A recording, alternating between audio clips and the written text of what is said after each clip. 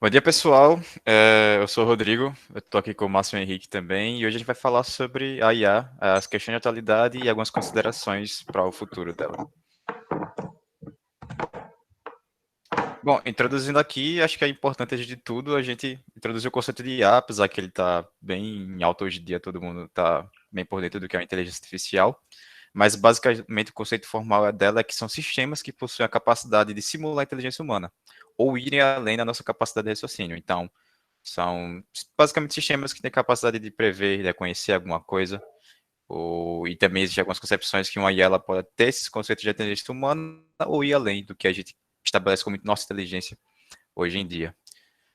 Em 1956, o John McCarthy deu origem a esse termo numa conferência de ciência da computação, foi a primeira vez que ele falou sobre isso, e é muito falada por seu grande desenvolvimento e por difusão através de obras da cultura pop. Então, acho que todo mundo que já viu o Exterminador do Futuro já viu robôs que possuem inteligência similares aos seres humanos. Matrix, tem as obras do próprio Isaac Asimov, como Eu, Robô, como Bicentenário, que tem discussões sobre entre humanidade e máquina, quando é que a pessoa vira humano mesmo. Teve o novo jogo agora do Detroit Become a Human, que tratou bastante também sobre isso daí. A galera tá bem por dentro hoje em dia. Bom, e continuando aqui, é bom a gente falar que a IA ela é um conceito um tanto quanto grande, ela pega vários aspectos, e ele ficou, como a gente falou, foi cunhado em 1956, então tem aí, em 1950 tem inicialmente o conceito de inteligência artificial, e lá para os anos 80 e para 2010, nos anos 80 no caso, a gente tem o conceito de machine learning, ou seja, aprendizado de máquina, que é algo que a gente até estudou aqui no nosso curso, e também em 2010 a gente tem a introdução ao conceito de deep learning, que é o aprendizado profundo, e você pode perceber que cada uma dessas áreas é o núcleo de outra. Então, o IA é o grande conjunto, machine learning está dentro dos conceitos de IA, e deep learning está dentro dos conceitos de machine learning, certo? E continuando, falando mais um pouco sobre a inteligência da humanidade, a gente pode falar que a humanidade ela possui diversos tipos, 7 tipos para ser mais específico, que uma IA pode vir a representar. Sendo que ela pode representar isso de maneira separada ou essas inteligências em conjunto. Sendo que a gente tem a verbal linguística, ou linguística, então a capacidade de comunicação, de oratória, lógica e matemática, que é a percepção de trabalhar com lógica, de resolver problemas lógicos, de aplicar conceitos matemáticos. Visual e espacial, então a noção de profundidade, visão, essas coisas também é considerado inteligência. Corporal, movimentação, então inteligência corporal para você jogar, dançar, fazer essas coisas. Musical rítmica, então perceber música, perceber ritmos, entender partitura, essas coisas, que vem do estudo, e também você conseguir pegar isso com a prática. Interpessoal social, que é como você se relaciona com as outras pessoas na sua sociedade. E interpessoal ou introspectiva, que é como você lida consigo mesmo, certo? E continuando também, aí ela pode ser classificada basicamente em 2 tipos, a forte e a fraca, sendo que a forte, ela, como está aí descrito, ela tem a capacidade de possuir a consciência do mundo e de si mesma, podendo pensar de maneira independente, solucionar problemas, trabalhar em otimizações de soluções, tendo seus próprios critérios, bem como a gente atua hoje em dia, como os seres humanos atuam. Então, uma IA forte ela seria bem parecida com um ser humano. Já as IAs fracas, elas são, como você pode imaginar, um pouco antes daí. Ela não possui as capacidades anteriores que eu citei, elas têm algumas limitações, muitas vezes eu preciso de alguma pessoa interagindo nela, ou não, o Márcio vai explicar melhor isso daí quando for falar da parte do aprendizado, mas basicamente ele tem esses conceitos. Ela não tem um nível de elevação tão alto de ficar parecido com o ser humano, sabe? Na Márcio? Pronto. E entrando agora nas escolas já IA, a escola já tem basicamente três, são basicamente três, então a gente tem o simbolismo, o conectivismo e o comportamentismo. O simbolismo ele é muito relacionado à inferência de símbolos, imagens e outros aspectos, ele é bastante utilizado na parte de computação gráfica. O conectivismo é relacionado à conexão entre aspectos em comum, como classificar um animal, um cachorro, um porco ou outros pontos. Então, você tem um animal, aí você pode ver que um cachorro e um porco ambos têm 4 patas, mas aí um pode ter mais pelo, outro pode ter menos pelo, um pode ter um nariz mais alongado, outro menor, e por aí vai. Então, com base nas características, consegue classificar também. E por último, a gente tem o comportamentismo, que é relacionado à análise do comportamento dos seus dados. Que você também pode usar para classificar, nesse caso, animais, ou sei lá, comportamento de clientes de um sistema, comportamento de um cliente, sei lá, se ele paga uma fatura em dia, se ele atrasa, se ele passa muito tempo no seu sistema, se passa pouco tempo. que aí você pode usar isso daí para agrupar eles em grupos diferentes e fazer análises ou até estratégias com base nesse comportamento dos clientes, utilizando tudo isso uma IA. Pronto, aí a gente vai ter agora, eu vou entrar na parte de Machine Learning, que é o processo de desenvolvimento de um modelo matemático baseado em algoritmos existentes para realizar uma predição ou classificação de um determinado objeto de análise na vida real. Então, basicamente, a gente cria um modelo matemático, a gente escolhe um algoritmo de Machine Learning, que a gente chama hoje em dia, que existe vários, existe Naive Bayes, Linear SVC, Randall Forest, que cada um tem um conceito e uma função principal, cada um tem cenários que são melhores ou outros, e basicamente a gente utiliza esses modelos e a gente, com base nesses modelos matemáticos, consegue treinar, fazer a máquina aprender e depois fazer testes com ela e validações para ver se a máquina realmente aprendeu, se ela está muito adaptada aos dados e outros conceitos mais a fundo de machine learning, que não vem ao caso, mas se alguém tiver dúvida a gente pode explicar depois. Mas basicamente é isso, a gente ensina a máquina a aprender ou pode não ensinar a máquina também a aprender, que existem várias formas que o Márcio vai explicar, que é o aprendizado supervisionado, não supervisionado e por aí vai. Vou passar.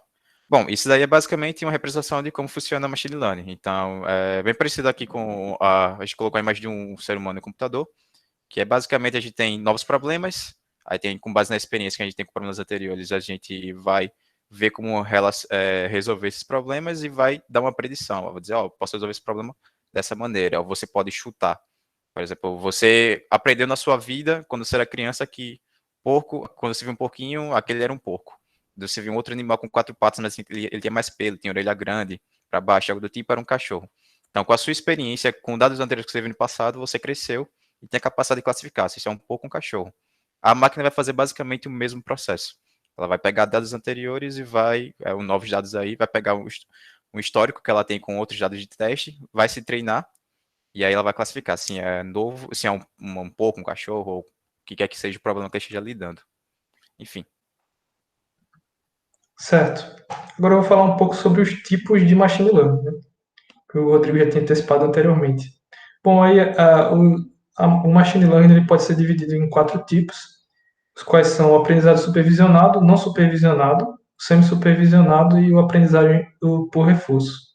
Bom, o aprendizado supervisionado, ela usa, basicamente, ela vai alimentar o seu modelo de matemática, né, o modelo de machine learning, com uma base de dados de vários tipos de categorias que já existem, né, nos seus dados. Ou seja, você vai, por exemplo, dar ali vários dados por exemplo, de valores de produtos e de imóveis, por exemplo, na área de imóveis, e você vai querer, por exemplo, prever, com base nas características dos outros, nas características gerais que você dá para um novo problema, ou seja, um novo imóvel, você vai prever mais ou menos quanto custaria esse tipo de imóvel, né? Basicamente essa parte do aprendizado supervisionado. Se no modelo terá a capacidade de realizar predições, terá um determinado de acerto, né, acurácia em relação às suas predições, ou seja, ele não vai dar só, geralmente ele não dá só o sim ou não, né? Ele diz qual a chance e a possibilidade dele ter aquele determinado valor, por exemplo. Agora, o aprendizado não supervisionado, ele, ele é aplicado em cenários que é necessário juntar diversos tipos de dados e modelar em grupos. Ou seja, você dá um monte de dados para o seu modelo, você alimenta ele com dados, só que você não sabe exatamente em que tipo de dados você vai querer. Né? Você vai querer tipo agrupar eles em características semelhantes, que o algoritmo ele vai perceber, ele vai conseguir agrupar ele em características semelhantes entre si, não necessariamente com um nome, né, desses tipos, só que aí ele vai conseguir retornar para você esses grupos, né, esse tipo agrupado. O aprendizado semi-supervisionado é uma junção entre o supervisionado e o não supervisionado, né? Geralmente quando você tem aí você tem uma base de dados que você tem o valor predito, né? Sua base de dados de teste tem esse valor, só que alguns também não tem, né? Porque geralmente os dados eles não são assim bonitinhos ali, né? Tem alguma coisa que está faltando e você tenta juntar os dois, você tenta juntar os que você tem, né? As informações que você tem, também para dar um mais preciso, mas também você não descarta os outros dados porque eles são importantes, né? Os que têm dados faltando. E o aprendizado por reforço, basicamente um modelo que aprende por meio de tentativa e erro, determina um algoritmo e ele recebe punições e recompensas com base nos erros ou acertos. Ele é muito usado, por exemplo, para jogos, por exemplo, xadrez, Go. Muitos desses algoritmos eles usam esse aprendizado por reforço. E aqui a gente tem uma ramificação do machine learning aqui, dos aprendizados por supervisionado, por reforço e não supervisionado. Aqui a gente tem algumas características, né? Aquela que eu falei de ele conseguir agrupar os dados é o que a gente chama de clustering, né? Os dados que a gente não tem, agrupar em grupos de características similares. O aprendizado supervisionado, que a gente tem aqui, por exemplo, a classificação, né? Que é como a gente viu, né? A classificação de imagens, por exemplo, classificação também do tipo do preço, né? Que entra na parte de regressão. E também a gente tem o aprendizado por reforço, como eu falei aqui, muito utilizado em jogos. Bom, e aqui a gente já parte para o Deep Learning, que ele é uma sub-área do Machine Learning, como o Rodrigo já tinha falado anteriormente. Ele é caracterizado basicamente pelas redes neurais artificiais, que é uma área que busca, assim, simular computacionalmente como funciona o cérebro humano, utilizando a máquina e o aprendizado, né? E essas redes neurais, elas basicamente elas se caracterizam por camadas que atuam em cadeia de forma hierárquica, processando informações, né? Permite uma análise maior complexa de dados. Se assemelha ao funcionamento do neurônio humano, né? Como a gente já tinha falado, a gente tem uma entrada de entrada e saída, né? Camadas de entrada e saída, e com ela é possível o processamento, assim, tratamento de imagens, sons e dados de comportamento sem interferência humana e de modo mais rápido e eficiente, né? Que, por exemplo, a gente tem basicamente como seria o funcionamento de uma rede neural, né? A gente tem aqui um neurônio humano, esse aqui é um algoritmo de perceptron, né? Que ele possui, cada uma dessas bolinhas são chamados neurônios. Neurônios, eles se agrupam em camadas, e essas camadas aqui, elas se interligam assim da camada da frente, ou seja, você tem aqui o input, você vai e passa para outra camada os dados aqui, o que você pegou juntamente com, lógico, né, com parte do modelo matemático, né, com pesos e tudo mais, você vai processar nesse hidden layer, né, nessa camada interna e vai entregar aqui a saída, né. Com a parte da rede neural profunda, né, que seria o nosso deep learning, a gente aumenta o número de camadas e aumenta esse tipo de processamento, de modo que a gente tenha aí um poder muito maior, né. Isso exige também um grande poder computacional, né. Por isso que essa ideia foi concebida lá perto, quando foi concebido também o machine learning, porém ela não foi colocada em prática justamente pela falta desse poder computacional, né. E ela, de 2010 para cá, que ela ganhou força aí com a utilização de GPUs para o processamento paralelo e aí o maior poder computacional, né, para você ter a geração de redes neurais poderosas. Bom, e aí a gente parte para algumas questões da atualidade. Tem uma aplicação, tanto a parte de ciência de dados quanto a inteligência artificial, machine learning, deep learning, estão sendo aplicados hoje em e-commerce, tanto para você perceber a suscetibilidade do seu cliente de comprar na sua loja, né? Até aquela parte lá de jogar anúncio também para você que, com base nas suas interações, até em redes sociais, em mecanismo de busca, eles identificarem isso e jogarem aí sugestões de produtos. Tem também os da plataforma de streaming, né? Como, por exemplo, o Spotify, o Netflix aí para recomendar, fazer sistema de recomendação, né? Recomendação de músicas, de filmes para assistir. A gente tem também uma outra área que está crescendo, né, com os robôs humanoides da Boston Dynamics, creio que todo mundo já viu aí, eles têm movimentos muito parecidos com os seres humanos. A robô Sofia, né, que ela, se eu não me engano, ela ganhou cidadania, não foi de algum país do Oriente Médio, eu não Na me Arábia recordo Saudita. qual. Isso, Arábia Saudita, valeu, Rodrigo. Nada. E com isso a gente tem aí o debate do futuro da tecnologia e da raça humana, né? A gente tem aí, como o Rodrigo já tinha citado, ele incita também isso do que é ser humano, né? Em que momento a máquina ela pode se comportar como um ser humano? Será que isso, ela pensar como ser humano, faria ela ser humano? E também tem aquela questão, né, que acho que todo mundo já viu assim em filmes e tudo mais, que é a parte da rebelião das máquinas pelos seres humanos. Toda essa questão assim de será que a máquina pode demonstrar a vida própria, pode ter assim pensar e até se rebelar contra os seres humanos, né, que criaram uma civilização só de máquinas. Isso é uma das coisas que a gente tem que assim, que é um negócio que abre muita margem para uma discussão. Aí as considerações finais, se o Rodrigo quiser falar um pouco também. Basicamente tem muitos exemplos da cultura pop, como eu falei, que cita essa consideração. Tem um, por exemplo, que cita até bem essa questão de uma IA ela passar da consciência humana, que é o filme Her, que é basicamente um cara que vive numa civilização um pouco mais avançada que a nossa, e ele acaba se apaixonando por uma inteligência artificial.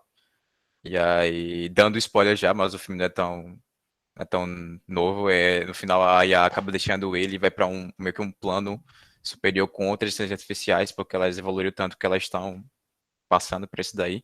Então elas passam do limite da inteligência humana. Tem esse cenário, e enfim, tem muitas considerações, principalmente sobre a utilização de IA no mundo atual, principalmente falando do consumo de energia. Você sabe um modelo matemático desse para ficar rodando, ficar fazendo testes, predições. Quanto mais complexo, quanto maior base de dados você tem, mais você precisa de poder computacional. E poder computacional ele custa energia. Então, existe até uma certa discussão sobre o que está pegando mais energia no dia de hoje. Tem a questão do NFT com blockchain, que eu acho que até citei no trabalho anterior, que está realmente consumindo muita energia e isso é algo que está deixando ele negativo. E também tem a questão das IAs, que também consomem muita energia, só que é um pouco mais difícil você medir, já que muitas dessas IAs elas são particulares de empresas, e aí os dados são tão divulgados sobre o quão elas consomem energia, quão de pegada de carbono que elas deixam. Tem outras questões, como a gente listou aqui também, como confiar em exames e cirurgias feitos por robôs, apesar de provavelmente vão ter uma precisão muito maior do que um ser humano, pode ser que algum erro aconteça, e aí como é que fica a punição sobre isso. Tem a questão de substituição de empregos de humanos pelas máquinas, que muita gente tem medo até o dia de hoje, então carros autônomos, talvez aviões também, e outros tipos de transportes, e até, sei lá, construções de casas e coisa do tipo. Tem isso daí da diminuição da privacidade e controle das pessoas, que a gente já falou bastante. Por exemplo, com o algoritmo do YouTube, você pega um pouco da sua privacidade, porque tem até um caso muito que muita gente cita, que uma menina estava utilizando um e-commerce para fazer pesquisa sobre roupa de bebê e algo do tipo, e acabou que ela usou a conta da família, dos pais, e ela não viu, e aí os pais descobriram pelo e-commerce que a filha dele estava grávida, e não pela própria filha, e enfim, tem toda essa questão de privacidade. E como a gente já me falou, pode acontecer alguma situação de humanos das máquinas, como na última temporada de Love, Death and Robots, teve um caso de revolução das máquinas, tem diversos filmes sobre isso, e tem lei da robótica, mas quem garante que os robôs podem vir a respeitar isso um dia, caso se fiquem contra a humanidade ou se revoltem. E é isso, se o Márcio quiser acrescentar alguma coisa. Acho que foi bem completo, né? Tem um Uhum. tempo também. Inclusive, perdão, eu já vi aqui que a gente passou do tempo, mas tem muita coisa para tratar. A gente não tratou de, Isso. sei lá, pré-processamento, de outros algoritmos, É, edição de dimensão, mas tem muita coisa. E é isso. realmente é um assunto muito amplo, assim, e a gente pegou o mínimo do mínimo aí para tentar dar o tempo, né? Mas, Uhum. enfim, É isso. obrigado Qualquer aí, gente. dúvida, qualquer dúvida, é só falar com a gente agora. Isso aí, valeu. Valeu.